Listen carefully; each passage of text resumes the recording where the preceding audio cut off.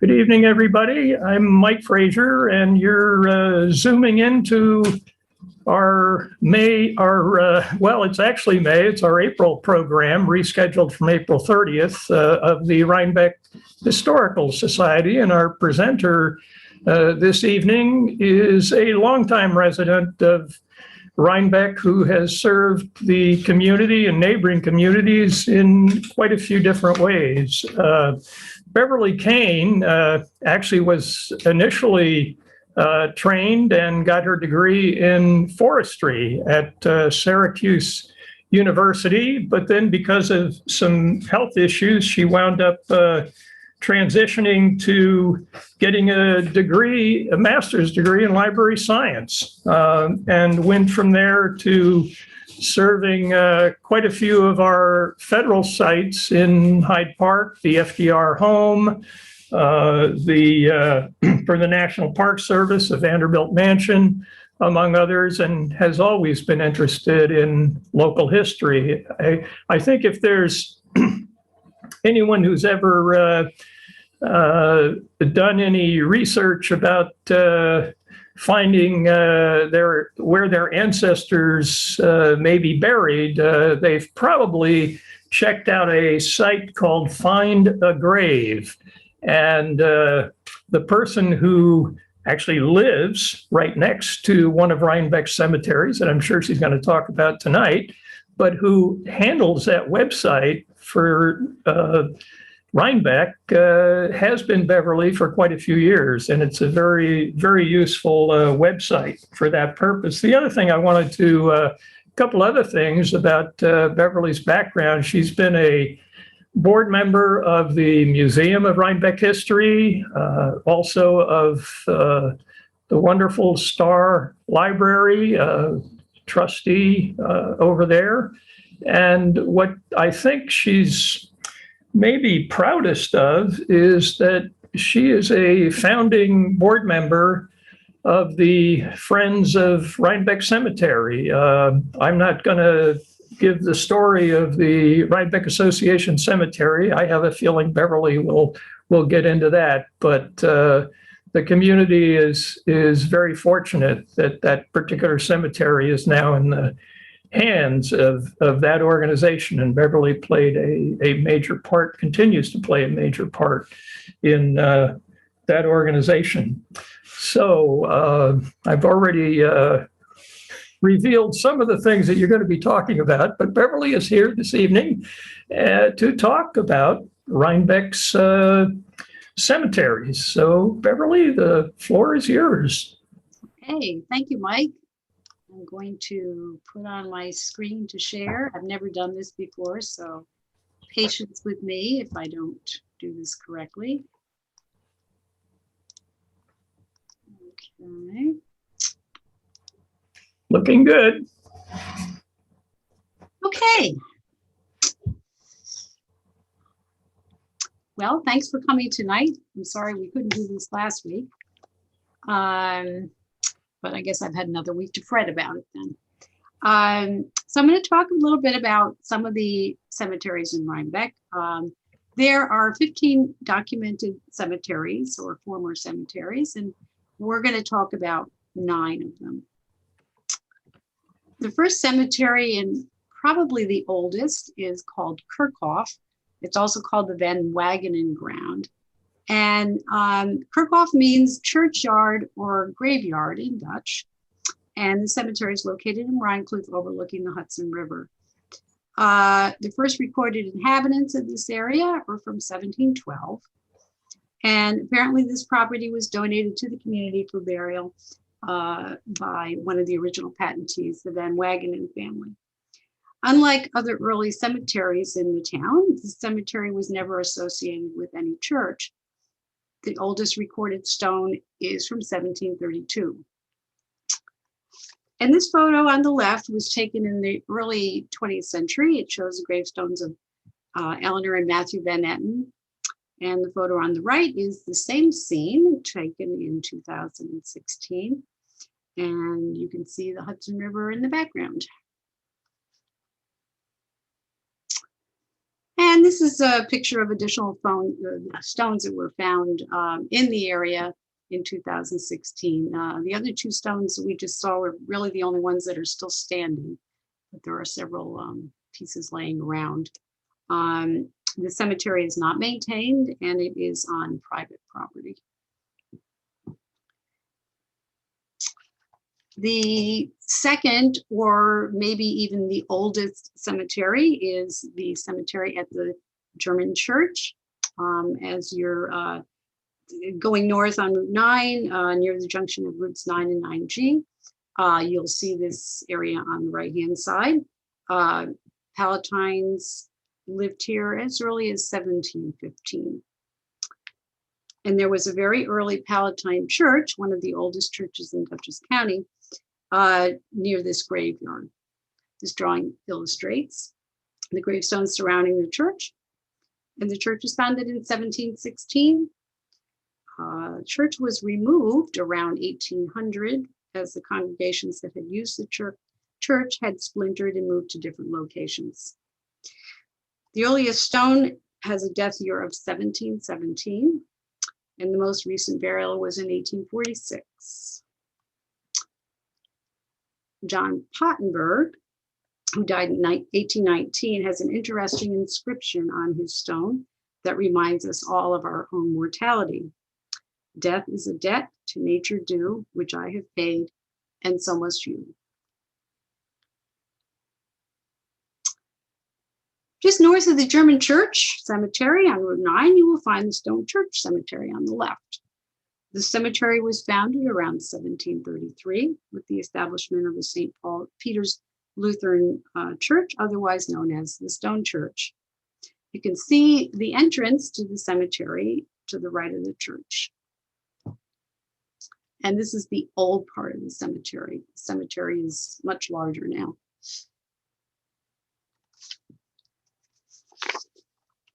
Reverend Frederick Quitman served this church and several other Lutheran churches in the Hudson Valley for over 30 years. The adjacent parsonage, now known as the Quitman House, was built for him in 1798.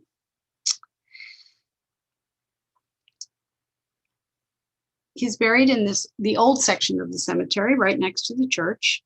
And the Quitman House is now the home of the Quitman Resource Center and the Museum of Rhinebeck History.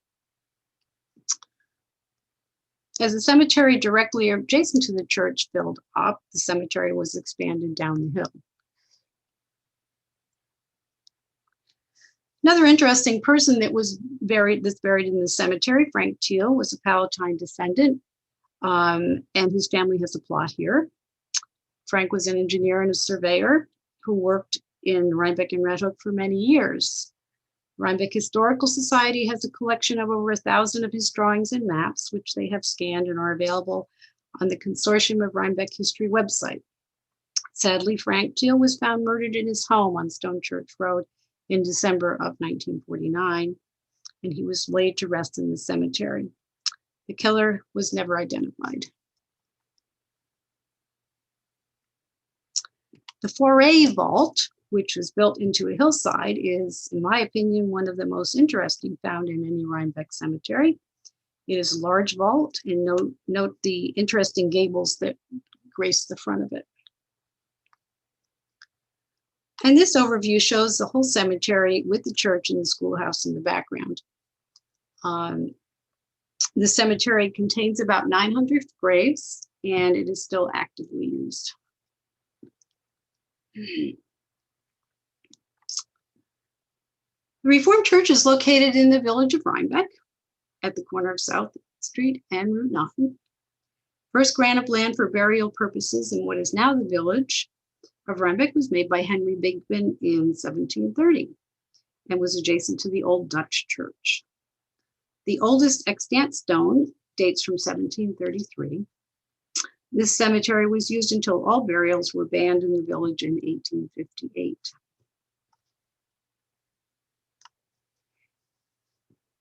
"44 Revolutionary War soldiers are buried here, each with a special marker provided by the Daughters of the American Revolution. This stone is for John Welsh, Jr., who fought with the Dutchess County Militia. He enlisted at the age of 16 in 1777. In 1780, he was captured and was a prisoner of war. After his release, he rejoined the cause, was wounded, and later discharged in 1780. He was laid to rest here in 1853 at the age of 92.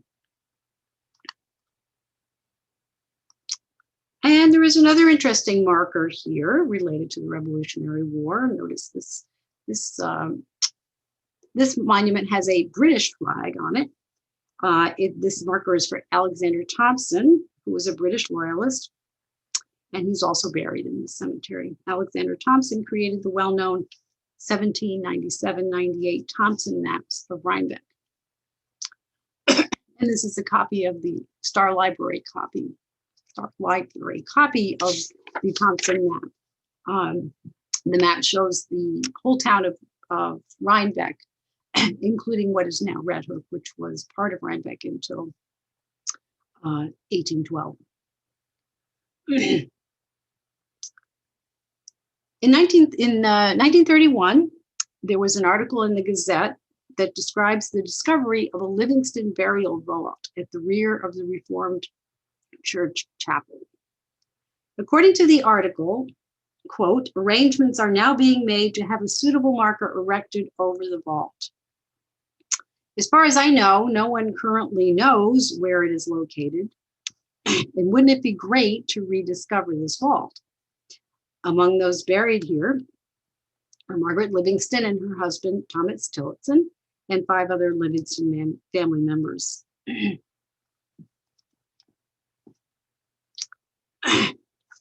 The Wurttemberg Cemetery was established in conjunction with the Wurttemberg Church in 1759. The oldest section of the cemetery is located, the old cemetery surrounds the church. This is east of the church. The other part of the cemetery is behind the church, north of the church. And this is one of the oldest extant stones in the cemetery. There are many Palatine families buried in this cemetery, including a lot of Ackerts and Travers and Cookinghams. This aerial photograph shows the extent of the cemetery. The older sections appear to the north and east, and then the area to the south is more recent burials, and this area is still used today. There are about 1,100 burials in the cemetery. Excuse me. This is a Baptist church, which is built in 1821, and a cemetery was located in this churchyard. Burials in this church cemetery were banned by the village in 1843, with water contamination fears cited as a reason. Terrapin Restaurant at the corner of Montgomery Street and Livingston Street was the site of the Baptist church. As you face the restaurant, you can see what the original, this is the original part. This was the original church. Some remains and stones were moved from the Baptist cemetery to the village, to Rhinebeck Cemetery in 1913. This photo shows a small group of stones tucked away in Rhinebeck Cemetery. It's kind of sad that this is all that remains of that cemetery.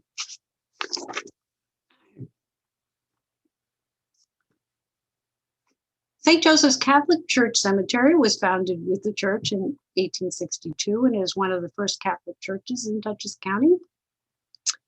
Its church and cemetery sit high atop a hill in Rhinecliff with a beautiful view of the Hudson River.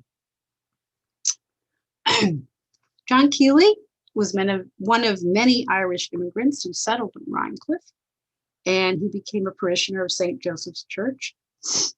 Mr. Keeley worked at various local estates and then joined the army and eventually traveled west as a member of the 6th Cavalry, which was engaged in many battles with Native Americans, including the capture of Geronimo. He was laid to rest here at the age of 90 in 1923. And this aerial photograph shows the extent of the cemetery. About 1,200 graves are in this cemetery, and it is still actively used today.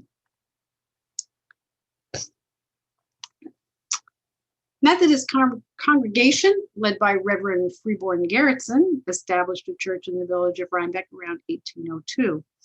This church was constructed in 1822 and burned in 1899. This is the church building that replaced the 1822 church and still stands on East Market Street today.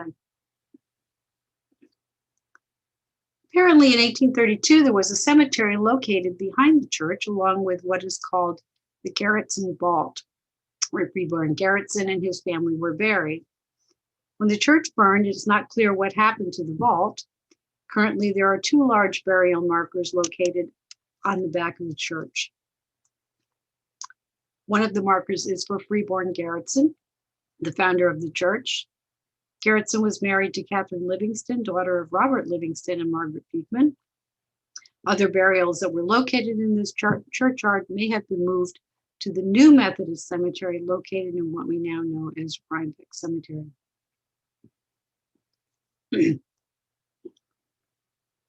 So in 1832, there were 3 church cemeteries in the village of Rhinebeck.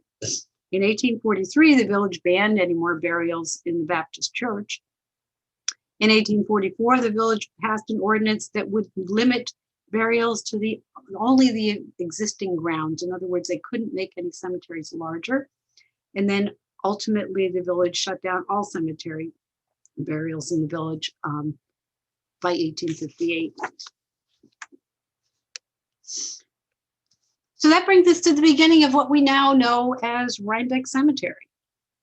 Catherine Livingston Garretson, the wife of Freeborn Garretson, donated land in 1832.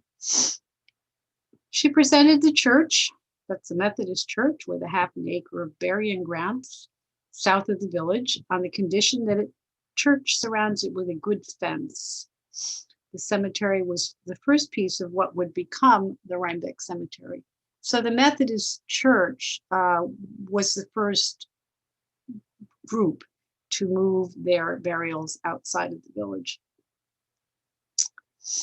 This picture shows the original Methodist cemetery area, which is over here, which is inside the mill, just inside the Mill Road gates. If you walk through this section, you'll find some of the oldest stones in the cemetery.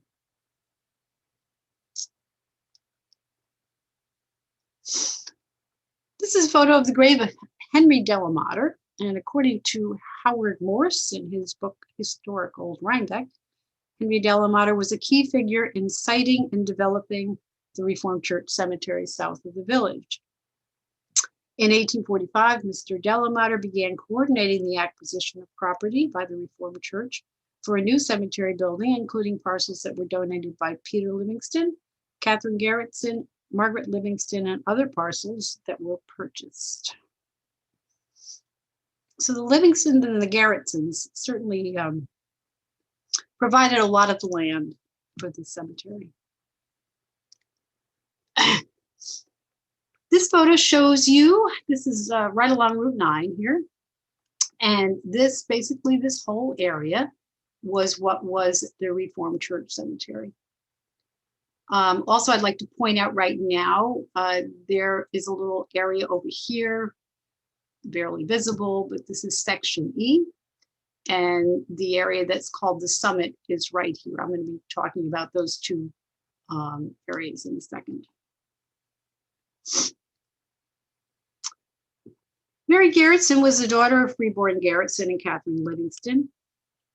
Mary was also a benefactor of the Methodist Church, and in 1853, she donated a half an acre of land for a cemetery for people of color.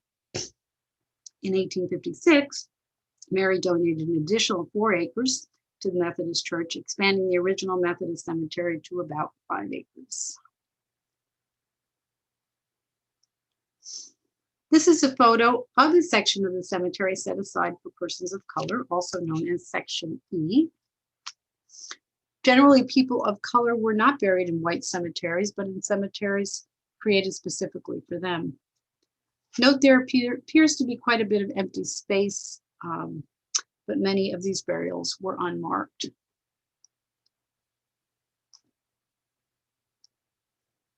One of the more interesting stones found in the cemetery is this stone that reads, "To the memory of Jack, a native of Africa, most faithful and industrious man, who died at the advanced age of October, at an advanced age, October 17th, 1826. This is one of the oldest stones in the cemetery. It might even be the oldest stone. I'm not exactly positive, but it's interesting because it was certainly predated the time when Mary Garrison donated this property for the persons of color. Another interesting stone in section E is this double stone here. When I was photographing this, I noticed that there were 3 sons in this family who all died within 2 days of each other. It turns out that all 3 Savoy brothers, Dennis, age 20, Solomon, age 18, and John, age 14, were employed on the steamboat Reindeer, which operated on the Hudson River. On September 4th in 1852, there was an explosion on the steamer and dozens were killed, including the 3 Savoy brothers. The brothers were working as waiters on the boat.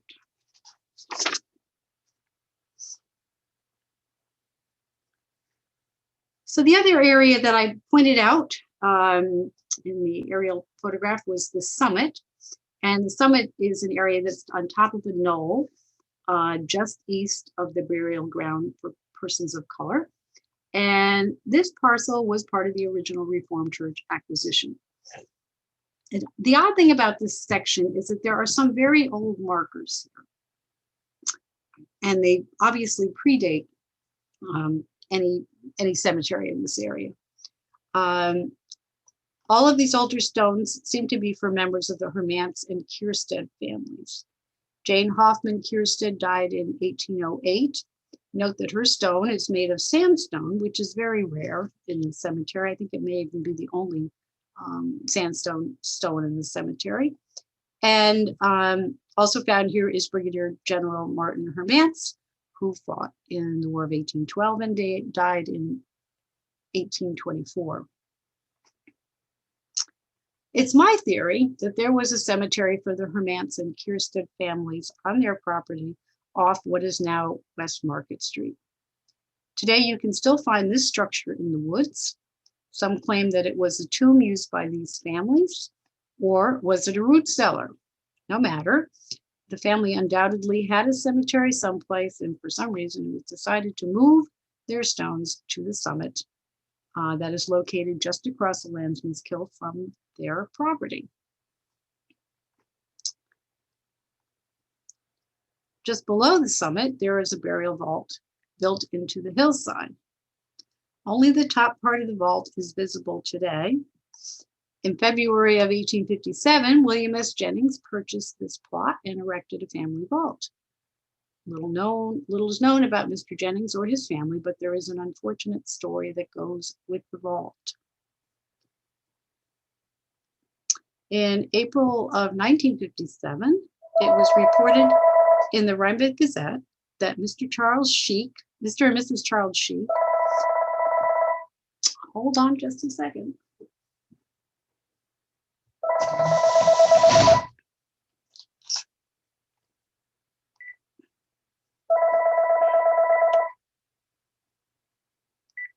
Sorry about that. Guess I should turn off my phone. Okay. Mr. and Mrs. Sheik went to visit their family plot, and they were shocked to find a human skull lying on the ground near their plot. It was determined that 2 men had broken into the Jennings vault and removed a skull from a glass-top coffin. Evidently, they had been surprised by Officer Doyle, who asked them what they were doing, and they probably threw the skull in haste. The thing is that this story has grown over the years. We know that indeed the coffin in the vault had a glass top. The story is now that a gentleman who was buried in the coffin had red hair and sported a diamond stick pin. Presumably, someone wanted to get the diamond stick pin, so they broke the glass. Who knows? Anyway, apparently the vault was vandalized several times over the years and before and after this incident. And finally, in the 1970s, the Rhinebeck Cemetery Association decided to cover up the front of the vault so that the Jennings family could finally rest in peace. In 1861, Louis Livingston sold 6 acres of land to the Church of the Messiah to be used as a burial ground for their members. Here's a photograph of his stone, which is located in the Episcopal part of the cemetery. This section lies to the west of the Methodist ground. Note the locust trees on Mill Road in the background, and those locust trees are actually still there today.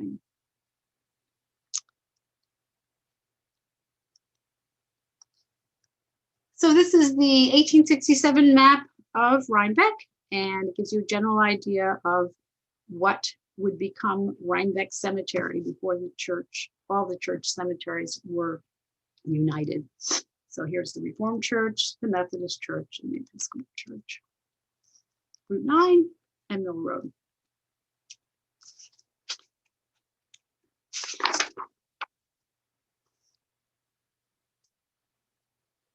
And this aerial view basically shows you the different sections as well. So Route 9 is over here. Methodist Cemetery is kind of in the middle, and then the Episcopal Cemetery off here to the left, Section E in the back, and the summit in the back. In 1883, the nonprofit corporation, Non-Sectarian Rural Rhinebeck Cemetery Association was incorporated. Originally, the Cemetery Association only maintained what was the Reformed Church Cemetery, but eventually all the church lands came under their care. At one point, their offices were located next to the Rosencrantz store on East Market Street. There is their storefront. In 1887, the Cemetery Association purchased an additional lot of land, and in 1889,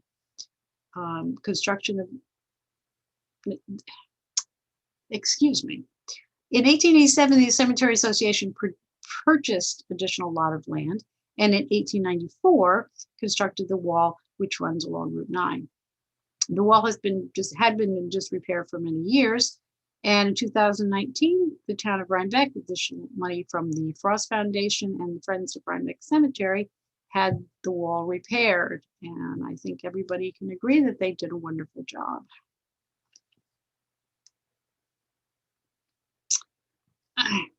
Cemetery Association continued to make improvements on the property, and in 1898, the receiving vault was built at a cost of $950. The vault was used for placement of bodies until burial was possible. For instance, if a person died in the middle of winter and they would not be able to dig a grave, bodies were kept in the vault until it was possible to make burials. They also rented out space in the vault to other cemeteries, and the fee for using the vault was $5. The Armstrong family vault is right next to the receiving vault, and it is the final resting place for members of the Armstrong family, including John Armstrong Jr., who was a Revolutionary War veteran, U.S. Senator, Minister to France, Secretary of War, and Brigadier General in the War of 1812. In the 1890s, the Grand Army of the Republican, or otherwise known as the GAR, whose membership were veterans of the Civil War, were given a plot of land to erect a soldier's monument in the cemetery overlooking the Post Road, or Route 9. After fundraising for several years, the monument was erected and dedicated on Memorial Day in 1901. In 1925, the Chancellor Livingston chapter of the GAR were given permission to install new gates in the north end of the cemetery, and the dedication was on July 4th of 1926, the 150th anniversary of the signing of the Declaration of Independence. And I love these big, I believe they're maple trees on either side of the gate. I imagine those are long gone. This is what the gates, basically what the gates look like today.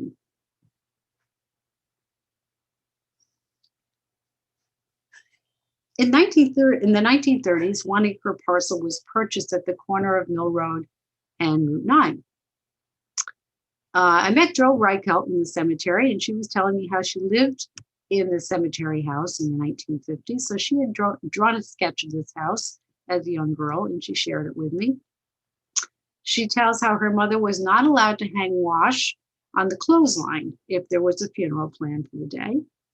And the cemetery office was located at that time in the basement of this building. After that purchase of property in the 30s, the Veterans section was created in 1947. And this area looks pretty much the same as it did when it was first created. And this is where the Memorial Day services are held at the end of the parade route. Maintenance garage was built in 1958, and the greenhouse was added in 1964.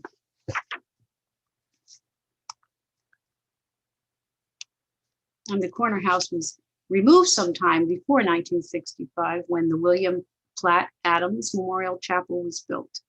Cemetery office moved to the rear of the chapel.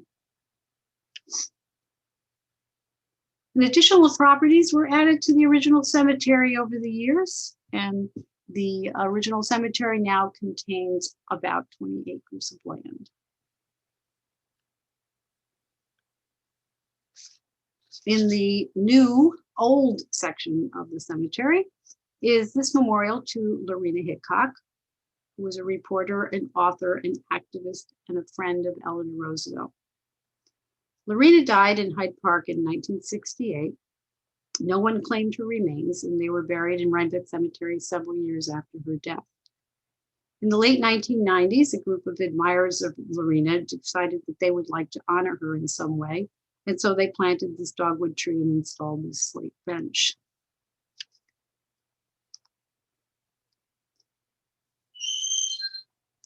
They also installed this marker. This grave is right outside my office window, and I can attest to the fact that the grave is frequently visited. It's nice to know that she's no longer forgotten.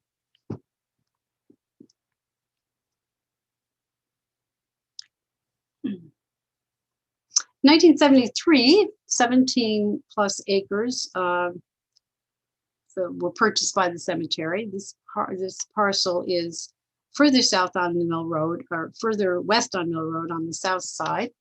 And this is called the Grasmere section of the cemetery. This is where most new burials are taking place now. And this area right here is the road leading into the natural burial ground.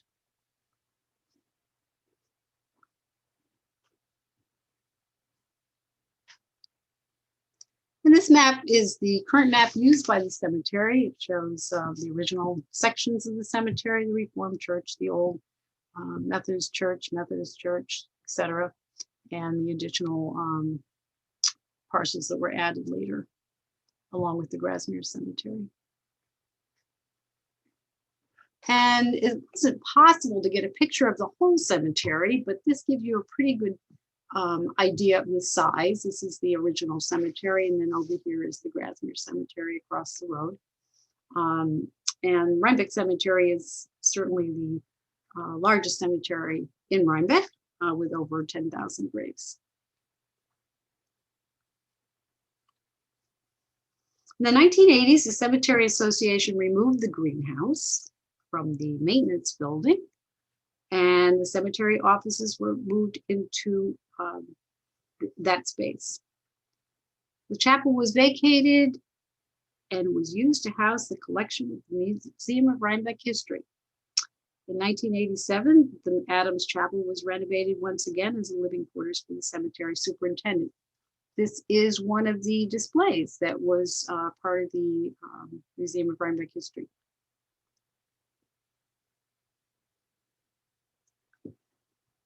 After nearly 120 years of service, the Rhinebeck Cemetery Association was dissolved, due to a lack of adequate funding, and the town of Rhinebeck assumed responsibility for the cemetery. The town cemetery committee advises and makes recommendations to the town board on all cemetery and operational matters. In 2011, Vassar College students surveyed parts of Section E, that is the area for the burial of persons of color. And they used ground penetrating radar, and they were able to discover evidence of burials in all these little rectangles we see here. They also did some research on Black members of the community, and their report, which is pretty interesting, is available on the Friends of Rhinebeck Cemetery website. In 2014, Natural Burial Ground was opened. It's the second municipal cemetery of its kind in New York State. And this wooded area is part of the original Grasmere estate and provides for an alternative method of burial, of cemetery interment. Friends of Rhinebeck Cemetery was created in 2013, and the Friends have taken on many projects, including tree planting, placement of new benches throughout the cemetery. They installed road signs in the old cemetery, and they are currently also having an annual historic walking tour. If you'd like to learn more about the Friends of Rhinebeck Cemetery, they have a website, friendsofrhinebeckcemetery.org. And that is the end of my talk. I'd like to thank the people who are listed here, people and places that are listed here, for the images that I have used. And I'm happy to answer any questions that anybody might have. Okay. Just remember to unmute yourself if you have any questions. And yeah. Beverly, can you undo the screen share? I don't know how. I'll try. Oh dear. Just go to the top of your screen where it says View Options. And one of them should be, well, I can do it right here. You can do it. Thank you. Okay. All righty. So that was fantastic. I learned an awful lot. I did not know about the Methodists, for example, being buried there as a group, having been removed from the where the Methodists had a cemetery next to their church. I'm sorry, the Baptists, I believe. Right. Yes.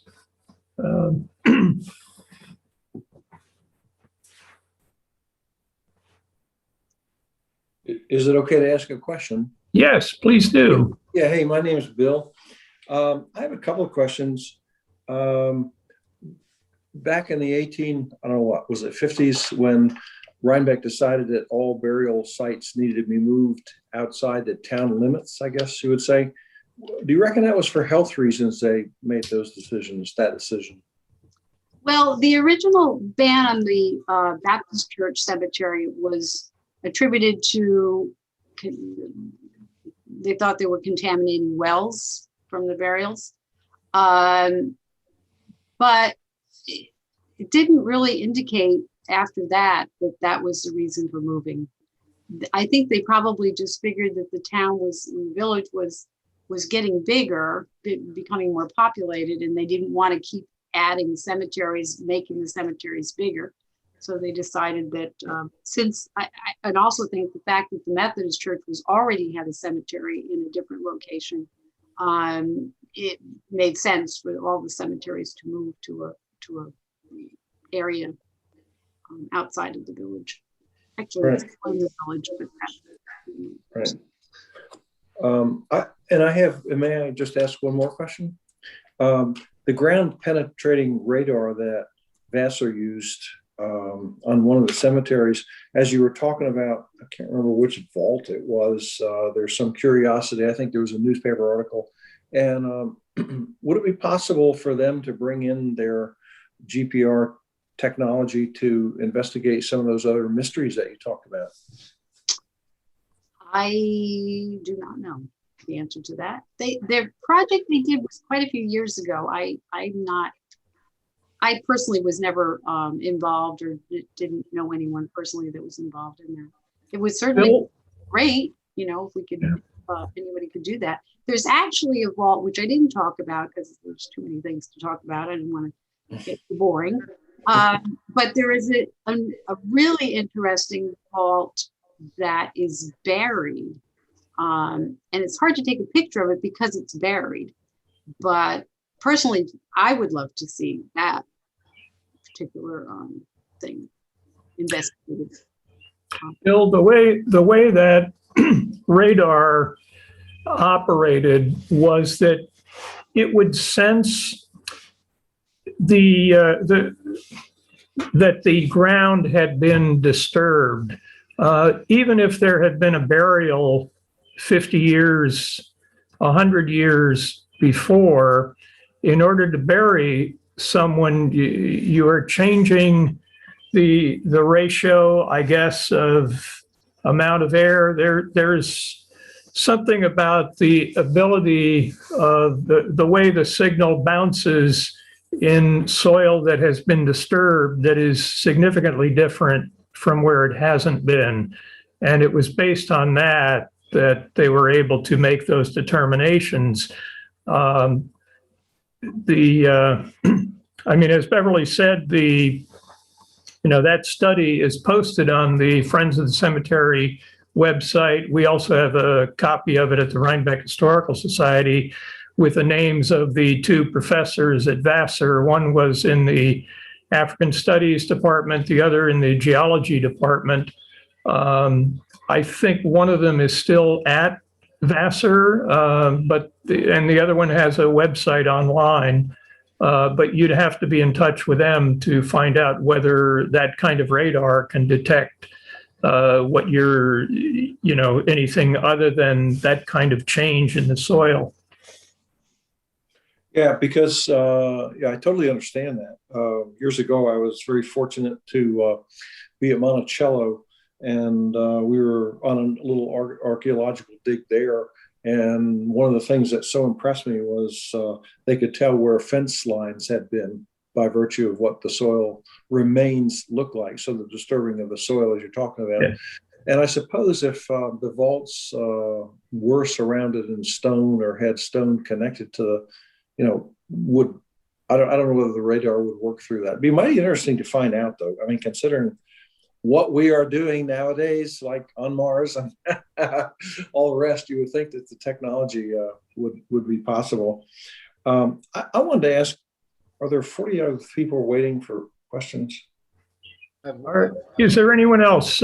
Keith, you had a question? Yeah, the Church of the Messiah has a memorial garden and also vaults inside the church with ashes. Yes. Does that come under a different regulation? Or?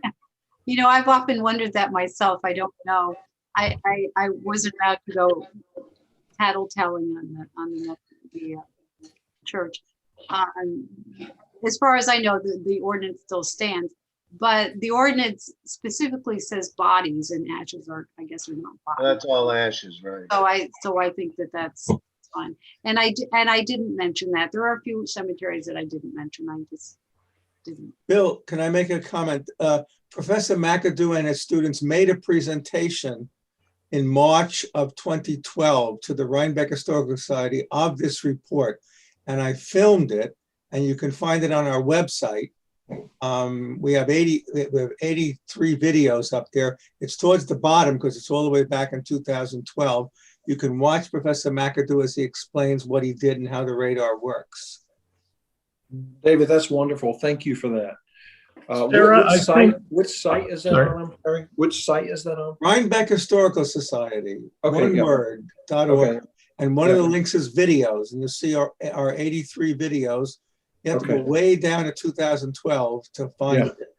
Yeah, great. Brian Macker to the African American history of Rhinebeck is the title. Okay, great. Thank you. I think Sarah had a comment. I do. In regards to the Livingston Vault, a while ago when I did the thing for the DAR to put the markers up at the Reformed Church Cemetery, I talked to Buddy Rogers, and he said that it was the Livingston Vault was probably under the playground. Because that was probably the area where it was in. That someone had said that it was in bad condition. It was probably made of brick, maybe even, and it was demolished because there really weren't any other people to care for it, and it was just leveled. So it doesn't really exist. There may be bodies, but it doesn't. It's not waiting to be discovered. It's not like underground or something. There's probably bodies, but the vault's gone. I know Bill had some other questions. Did anybody else have other questions? I did. Allison, I see your hand up. Yes. In the Dutch Reformed Church Cemetery in town, I understood that there was a whole line of the earlier burials that were moved out when they did something to the foundation, including Kristen Otto Schultz and Christina Sharpenstein Schultz. Can you give me a little history on that? I cannot. I do not know about that. Actually, Sarah might know something about that. I don't. I don't believe I know anything about that. No. Okay. Sorry, Allison. Just one more question, Beverly.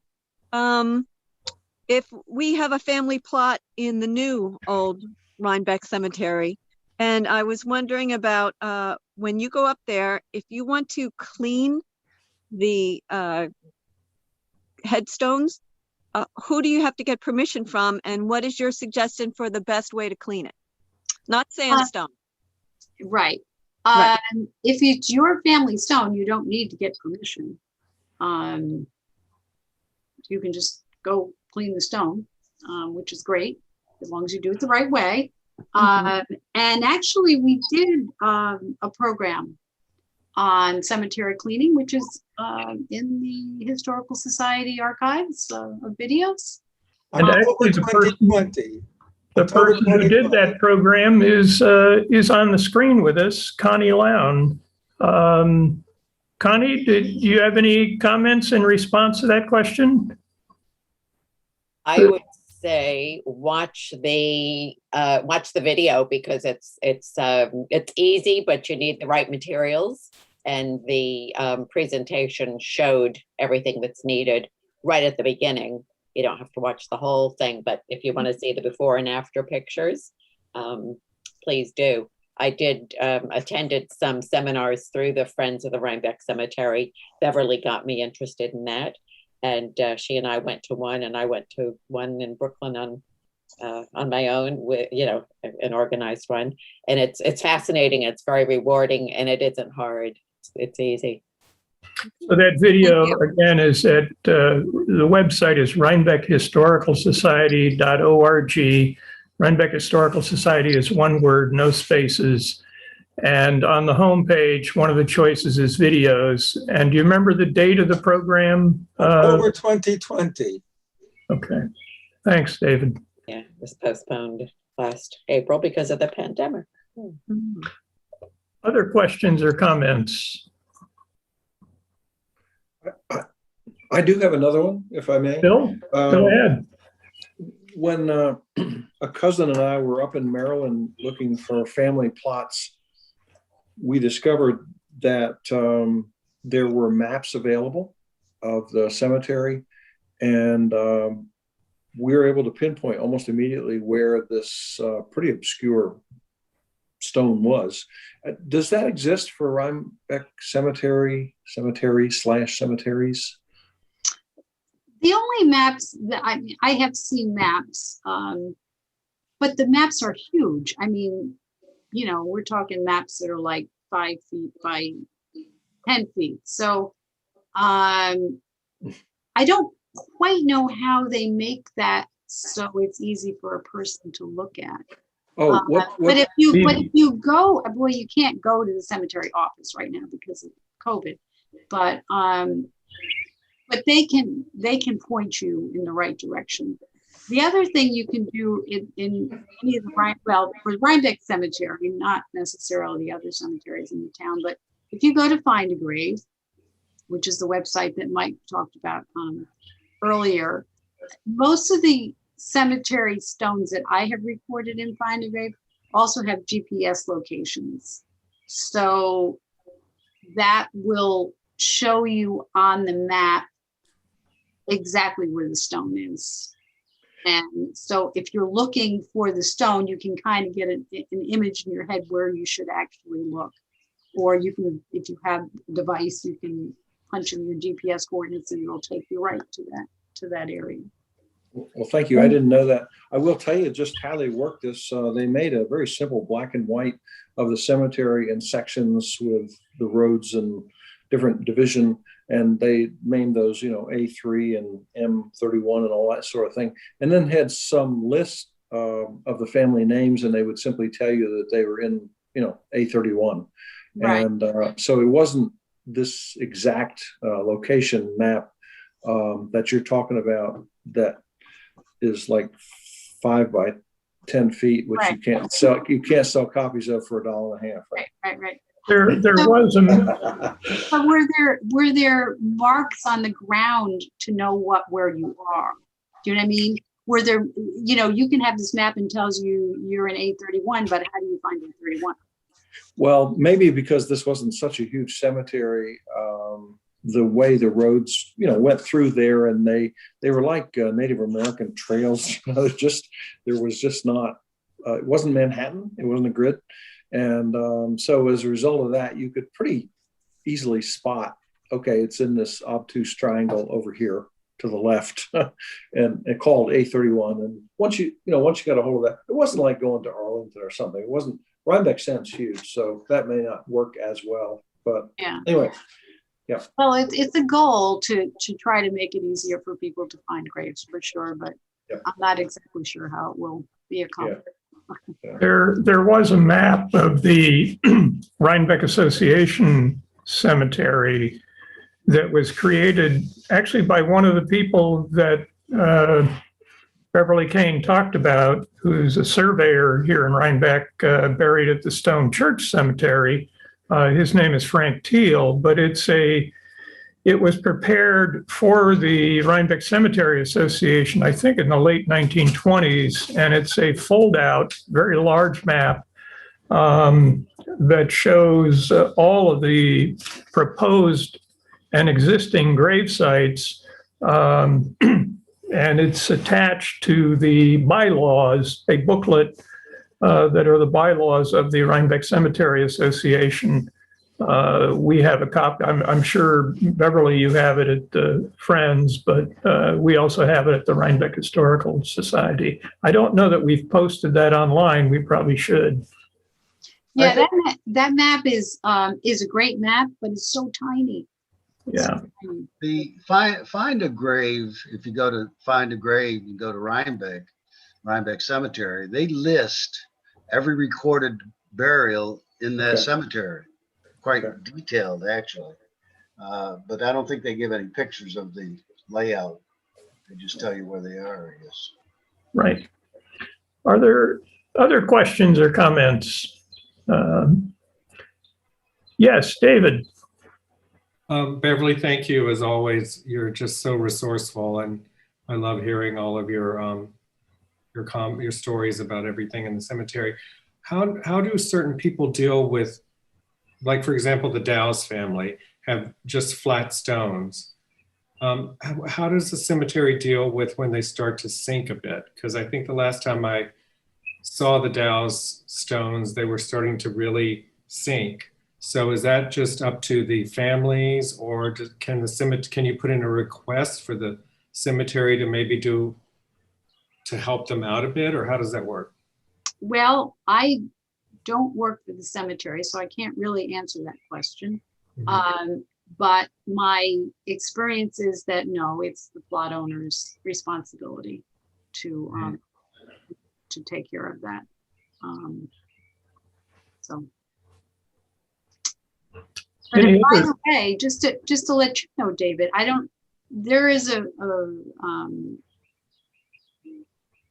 project afoot that's going to be cleaning the Dow stones. I don't know if you're aware of that. No, I Oh. wasn't.